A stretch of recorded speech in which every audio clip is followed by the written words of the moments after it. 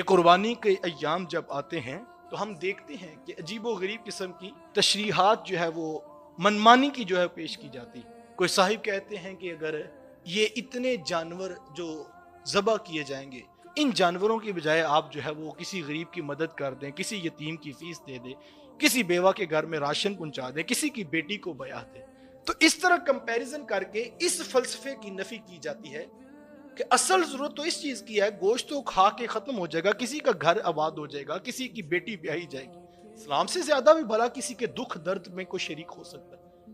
اسلام تو وہ کامل دین ہے جو ہمیں یہاں تک ارشاد فرماتا ہے کہ اگر تمہارا ہمسایہ بھوکا سو گیا تمہاری نماز قبول نہیں ہوگی. اس اسلام کو ضرورت تو نہیں ہے کہ کوئی شخص آ کر بتائے کہ بیٹی کی شادی ہونے والی ہے، جانور ذبح نہ کرو. وہ اسلام جو مجھے کہتا ہے اگر ہمسایہ بھوکا سو رہا ہے تو میری نماز قبول نہیں ہوگی. تو اگر یہ فلسفہ ایک لمحے کے لیے قبول بھی کر لیا جائے کہ جناب قربانی کے جانور ذبح کرنے کی بجائے یا لاکھوں روپے خرچ کرنے کی بجائے جو ہے وہ کسی کی بیٹی کی شادی کر دی جائے، تو کل کوئی اتنا اور سیانہ بنے گا اور وہ کہے گا جناب یہ جو آپ عشاء کی نماز کے لیے 20 منٹ نکالتے ہیں، یہی 20 منٹ آپ جا کے ہاسپٹل میں کسی مریض کی عادت کر کے آ جائیں. یہی 20 منٹ آپ جو کمائی کریں گے وہ کسی غریب کو دے دیں. آپ دکان بند کر کے جو ہے وہ ادھر چلے گئے. آپ نے 1 گھنٹہ چھٹی کی ہے، جا کے جمعے کا خطبہ سنا ہے، نماز پڑھی ہے، تو یہ 1 گھنٹہ اگر آپ دکان کھولتے تو جو کمائی ہوتی وہ آپ لاچاروں کو، غریبوں کو، مسکینوں کو دیتے، تو یہ تو زیادہ بڑا کام تھا. پھر آپ کیا اس کو قبول کر لیں گے؟ پھر اس طرح کوئی صاحب آ کر کہیں گے یہ 8-10 لاکھ روپے لگا کے حج پہ جایا جاتا ہے، تو اس کی بجائے ہمیں جو ہے کوئی اور کام کر لینا چاہیے. اور یہاں سے پھر چلتے چلتے تو پھر مجھے بتائیں دین پیچھے کون سا بچا؟